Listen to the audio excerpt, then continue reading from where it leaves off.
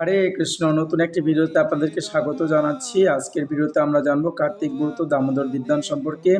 এই মাসে আপনারা কি করবেন, কি করবেন না, এবং কোনটি প্রয়োজনীয় এবং কোনটি অপ্রয়োজনীয়, এবং এই মাসটি আমরা কিভাবে পালন করব এক মাস, সেটি আমরা এই ভিডিওর মাধ্যমে আলোচনা করব। তো আজকের ভিডিওতে সবাইকে সুস্বাগতম। তো এবছর কার্তিক মাস শুরু হচ্ছে আগামী 7 অক্টোবর থেকে নভেম্বরের 5 তারিখ পর্যন্ত কার্তিক ব্রত বা দামোদর ব্রত শুরু হবে। হরে কৃষ্ণ। কার্তিক ব্রত এবং দামোদর ব্রত সম্পর্কে শাস্ত্রে কী উল্লেখ রয়েছে চলুন আমরা একটু দেখে নিই। শাস্ত্রে বলা হয়েছে, হরি জাগরম প্রাত স্নানম তুলসী সেবম উজ্জাপনম দীপম ব্রতানন্নতানে কার্তিকে। রাত্রি শেষে হরি জাগরণ, প্রাতকালে স্নান, তুলসী সেবন, দীপদান, শেষে উদযাপন উৎসব কার্তিকে এই সকল ব্রত। সম্পূর্ণ কার্তিক মাসে ব্রতকারী এই 5টি ব্রতের অঙ্গ পালনের মাধ্যমে শ্রীবিষ্ণুর সারূপ্য লাভ করেন। হরে কৃষ্ণ। কার্তিক মাসের আমরা যে সংকল্প, সেই সংকল্পটা করতে পারি। কার্তিকে অহম করস্বামী প্রাতঃস্নানম জনার্দনম পিতর্থম তব দেবেশ দামোদর ময়া সহ।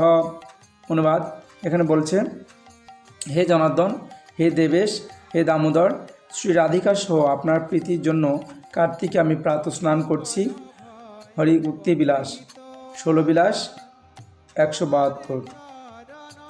আবার এখানে প্রণাম মন্ত্র, প্রার্থনা মন্ত্র বলা হয়েছে, তবধানেন দেবেশ জলস্মিন সমুত্তম তৎপ্রসাদস্য মে পাপম দামোদরায় বিনশ্যত। হে দেবেশ, তোমার ধ্যান করে আমি এই জলে স্নান করতে উদ্যত। হে দামোদর, তোমার প্রসাদে আমি পাপ থেকে বিনাশ হোক।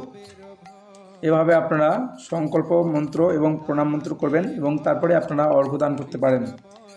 এখানে বলছেন, অর্ঘ্যদানের মন্ত্র বলছেন, নিত্য নৈমিত্তিক সমগ্র পাপ শোষণকারী কার্তিক মাসে ব্রতে আমি বিধিবৎ স্নানকারী। হে দামোদর, হে দুরু জিতেন্দ্র অনুসূদন, হে হরে, আমার প্রদত্ত অর্ঘ্য রাধিকা সহ গ্রহণ করুন। তো এইভাবে কার্তিক মাসের মাহাত্ম্য শাস্ত্রে বলা হয়েছে। তো আপনারা সকলেই কার্তিক মাসের ব্রত পালন করবেন। আপনারা গৃহে অথবা বাড়িতে আপনারা এই কার্তিক ব্রত পালন করতে পারেন। তো অবশ্যই আপনারা গৃহে অথবা মন্দিরে করতে পারেন। এবার আমরা আলোচনা করব কার্তিক ব্রত দীপদান সম্পর্কে এবং কিছু মাহাত্ম্য। শ্রী রাধা দামোদরের সন্তুষ্টি বিধানের জন্য এই মাসে প্রতিদিন সন্ধ্যায় ঘৃত প্রদীপ নিবেদন করা কর্তব্য, এবং সামর্থ্য থাকলে ঘৃত প্রদীপ অথবা তেলের প্রদীপ নিবেদন করতে পারেন। কার্তিক মাসে ভগবানকে দীপদান এতই গুরুত্বপূর্ণ এবং শাস্ত্রে সেটা বলা হয়েছে। কার্তিক মাসে কেউ যদি ভগবানকে একটি ঘৃত প্রদীপ দান করেন, তিলের তেল দিয়ে অথবা ঘৃত প্রদীপ, তাহলে শত সহস্র কোটি গুণ ফল লাভ হয়। এই মাসটিকে দামোদর মাসও বলা হয়, কারণ এই মাসটাকে মা যশোদা তার বাৎসল্য প্রেমে দামোদর ভগবানকে বেঁধেছিলেন। এই জন্য এই মাসটাকে বলা হয় দামোদর মাস বা কার্তিক মাস বা কার্তিক ব্রত। হরিভক্তি বিলাসে বলা হয়েছে, হে বিপেন্দ্র, দারিদ্র্য নিধনকারী ব্যক্তিও আত্মবিক্রয় করে কার্তিক পূর্ণিমা যাবৎ দীপদান করা কর্তব্য।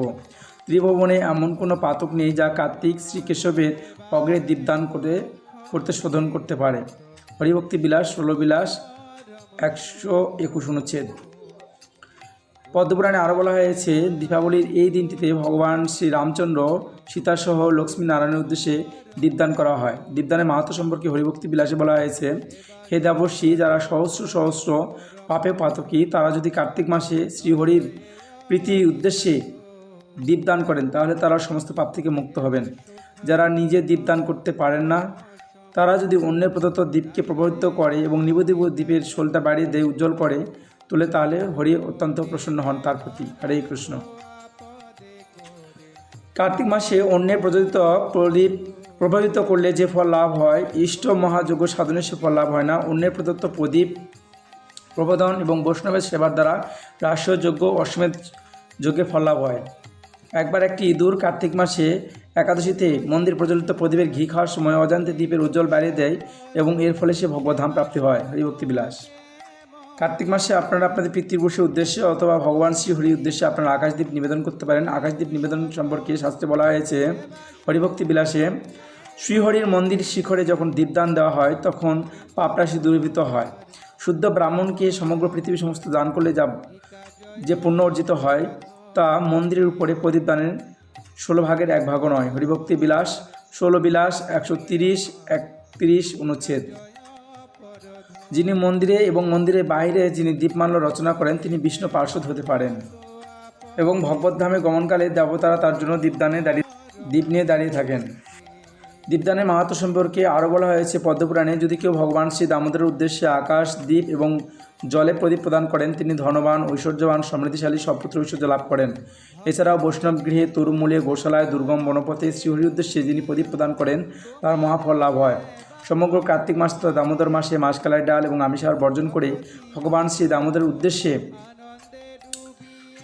প্রদীপ প্রদান করার নির্দেশ দেওয়া হয়েছে শাস্ত্রে, যার মাধ্যমে মানুষ সকল জীবসহ ভগবান অপ্রাকৃত করুণা প্রাপ্ত হতে পারেন। সমগ্র কার্তিকের দীপদানের মহিমা কীর্তিত রয়েছে, তবে একাদশী ও দীপাবলিতে প্রদীপদানের আরও বিশেষ মহিমা রয়েছে। হরিভক্তি বিলাসে আরও তুলসী কাষ্ঠে দীপদানের কথা বর্ণনা করা হয়েছে। তুলসী শ্রী হরিবল্লভা, এই মাসে প্রতিদিন তুলসীর দ্বারা দামোদর অর্চন করা কর্তব্য। সেই সাথে শুক্ল কাঠের প্রদীপ, তুলসী কাষ্ঠের প্রদীপ দীপদান নিবেদন ভগবানকে করা যায়। হরিভক্তি বিলাসে বলা হয়েছে, হে দৈত্যকুমার, যিনি তুলসী কাষ্ঠে অগ্নি দ্বারা শ্রীহরিকে দীপদান করেন তিনি শত সহস্র লক্ষ দীপদানের ফল লাভ করেন। এবারে আমরা জানবো এই কার্তিক মাস বা কার্তিক ব্রত আমরা কিভাবে পালন করব।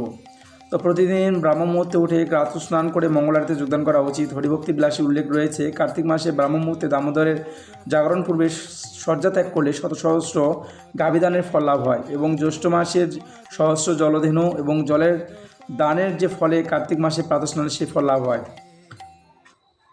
প্রাতকালে গীতবাদ্য দিয়ে শ্রী রাধা দামোদরের মঙ্গল আরতি করতে হয়।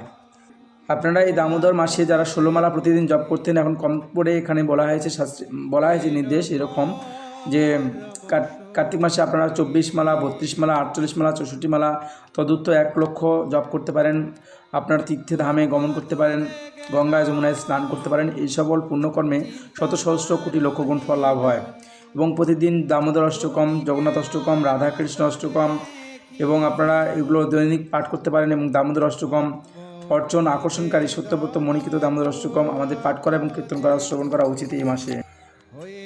এই মাসে প্রতিদিন ভাগবত এবং শ্রীমদ্ ভাগবত সহ অন্যান্য শাস্ত্রগ্রন্থ অধ্যয়ন করা উচিত। শ্রীমদ্ ভাগবতমে 8 স্কন্ধে গজেন্দ্র মুখলীলা পাঠ করা উচিত। এবং যিনি কার্তিক মাসে যত্ন সহকারে নিত্য ভাগবত শ্লোক পাঠ করেন তিনি অষ্টাদশ পুরাণ লাভের ফল লাভ করেন। হরিভক্তি বিলাস। আপনারা কিভাবে এই মাসে আপনারা দামোদর মাসে আপনারা অনেকে হবিষান্ন পালন করতে পারেন, তো কীভাবে হবিষান্ন পালন করবেন সেটা বলা দেওয়া হচ্ছে। দামোদর ব্রত পালনকারী হবিষান্ন গ্রহণ করতে পারেন। আতপ চাল, মুগ ডাল, জব, তিল, মটর, শামা, কাউন, বেতো শাক, হেলেঞ্চা শাক, আদা, মূলা, কন্দমূল, কেশর, শশা জাতীয় যেমন ফুটি, বাঙ্গি, কলা, সন্দব, লবণ, ঘিত, মাখন, না তোলা দুধ, কাঁঠাল, আম, হরিতকি, পিপুল, জিরা, শুট, তেঁতুল, প্রমুখ, আতা, আমলকি, ইক্ষুজাত চিনি, গুড় ব্যতীত মিষ্টি, অতলেপক্ষ, ব্যঞ্জনাদি দ্রব্য এই সমস্ত আপনার হবিষান্নে ব্যবহার করতে পারেন। বর্জনীয় যে সমস্ত জিনিসগুলো আপনার বর্জন করবেন, সর্বপ্রকার আমিষ আহার বর্জন করবেন। মাছ, মাংস, রসুন, পেঁয়াজ, ডিম, দুধ আপনি খেতে পারবেন। এখানে মধু, কুলকরটি, ফল, সরিষা এবং সমস্ত মাদকদ্রব্য পরিত্যাগ করতে হবে। ছোলা, ডাল, তিল, তৈল, কাকড়যুক্ত অন্ন, ভাবাদিষ্ট, ক্রিয়াদিষ্ট, শব্দদুষ্ট দ্রব্য সকল পরিত্যাগ। পরন্ন ভোজন, পরদ্রোহ, পরদার পরিত্যাগ।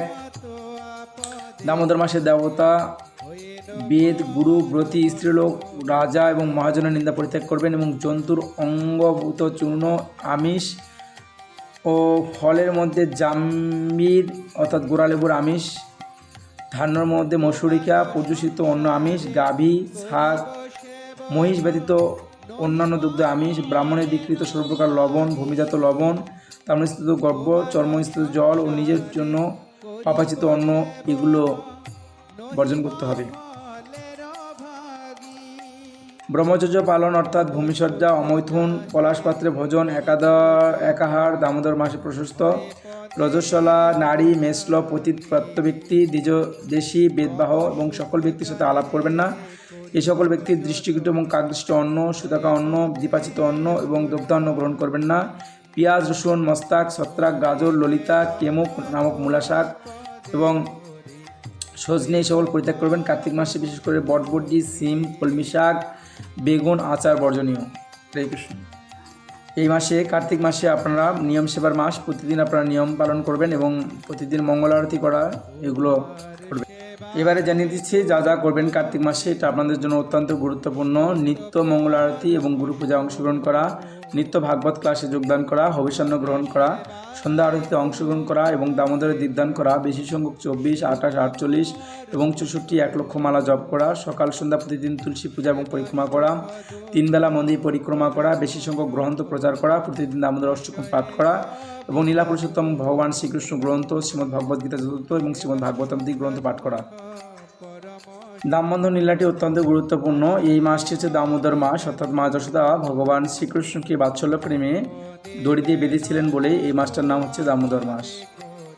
এবং সবচেয়ে বেশি এই মাসে অনেকগুলি লীলা ভগবান সংগঠিত করেছিলেন।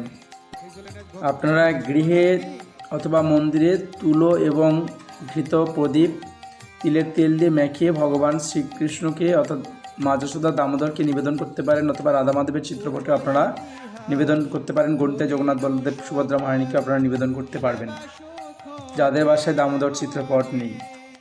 দামোদরের দীপদান মাহাত্ম্য সম্পর্কে বলা হয়েছে শাস্ত্রে, স্কন্দ পুরাণে বলা হয়েছে, কার্তিকের নিমিষোর্ধ্ব কাল দীপদানের ফলে সহস্র কোটি গুণ ফল অর্জিত, বহু পাপ বিনষ্ট হয়ে যায়।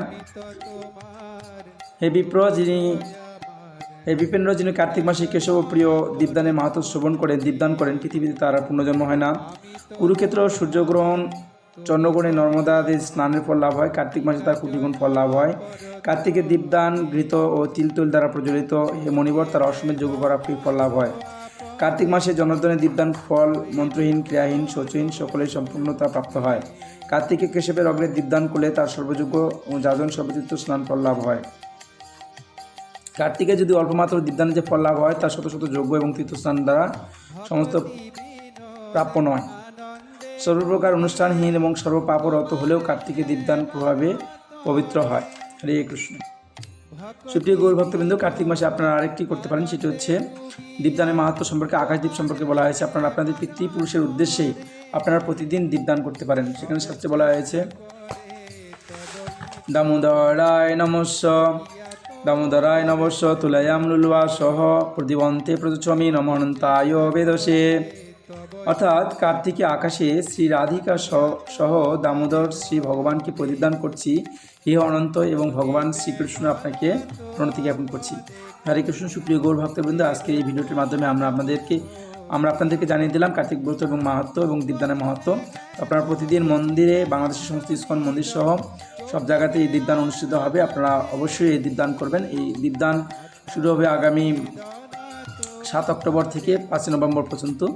এই দীপদান 3টি ভাবে করা যায়। কার্তিকের পূর্ণিমা তিথি থেকে, আশ্বিনের পূর্ণিমা তিথি থেকে কার্তিকের পূর্ণিমা তিথি পর্যন্ত, এবং আশ্বিনের একাদশী তিথি থেকে কার্তিকের একাদশী তিথি পর্যন্ত এইভাবে এই ব্রত পালন করা যায়। তো এটাকে অনেকে নিয়ম সেবার মাস বলে থাকেন। হরে কৃষ্ণ। এই মাসে যত সম্ভব আমাদের পাপ কার্য থেকে বিরত থাকতে হবে। এই মাসে একটি পুণ্য করলেও হাজার হাজার শত সহস্র কোটি ফল লাভ হয়, এবং আবার পাপকর্ম করলেও শত সহস্র কোটি গুণ পাপের ফল লাভ করতে হয়। তো আসুন সবাই আমরা কার্তিক ব্রত পালন করি এবং ভগবানের অশেষ কৃপা লাভ করি। তো এর পরবর্তী ভিডিওতে আমরা কার্তিক ব্রতের এবং দামোদর মাহাত্ম্য সম্পর্কে আমরা আরও বিস্তারিত আলোচনা করব। সকলকে অসংখ্য ধন্যবাদ। হরে কৃষ্ণ।